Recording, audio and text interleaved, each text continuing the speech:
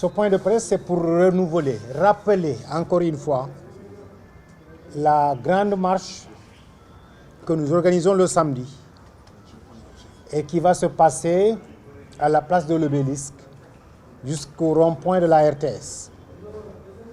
Cette grande marche, nous l'avions annoncée la dernière fois. Ça porte sur ce qui se passe en Guinée et qui commence fortement à nous inquiéter, pas seulement nous, Africains vivant au Sénégal, mais aussi tous les Africains de la diaspora, en Amérique, en Europe, dans les pays africains, etc. Et cela se passe aussi au même moment où nous constatons depuis 48 heures des choses assez bizarres aussi en Guinée-Bissau. Voilà pourquoi la dernière fois nous vous disions que si la Guinée s'embrase, c'est tout le golfe de Guinée et le Manu River qui va brûler. Et nous avons déjà suffisamment de feu dans le Sahel, au Mali, au Niger, au Burkina Faso. Et cela continue même jusqu'à la frontière avec l'Afrique centrale. Donc voilà pourquoi nous n'avons pas de raison de regarder faire ce qui se passe en Guinée, se tramer, et qui se trame aussi contre la stabilité, contre la paix, contre la sécurité des populations. Il y a déjà assez suffisamment de morts et ça ne peut pas continuer.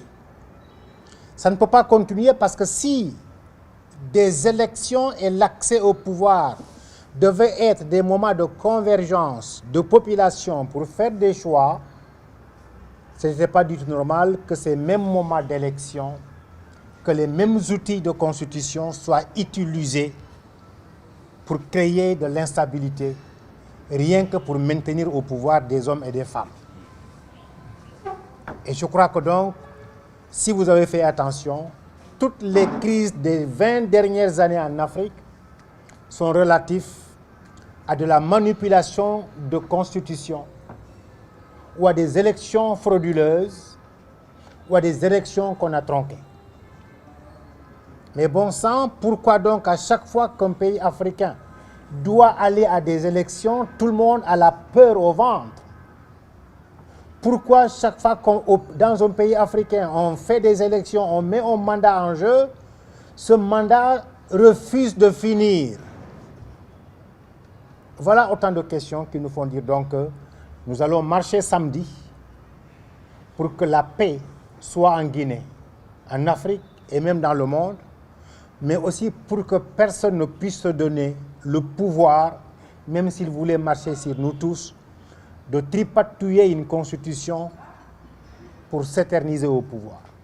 Nous renouvelons au nom de toutes ces organisations, Y en a marre, France Dégage, Article 19, Afrikajom, la RADDHO, nos amis et frères de la Guinée, ici présents à nos côtés, mais aussi toutes les autres organisations qui soutiennent la justice, l'égalité, la paix, la démocratie et la bonne gouvernance. Et parmi celles-là, il y a donc un collectif d'organisations sénégalaises qui travaillent sur les élections depuis bientôt 20 ans.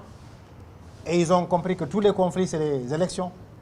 Ici, ils sont représentés par M. Waldo Ndiaye.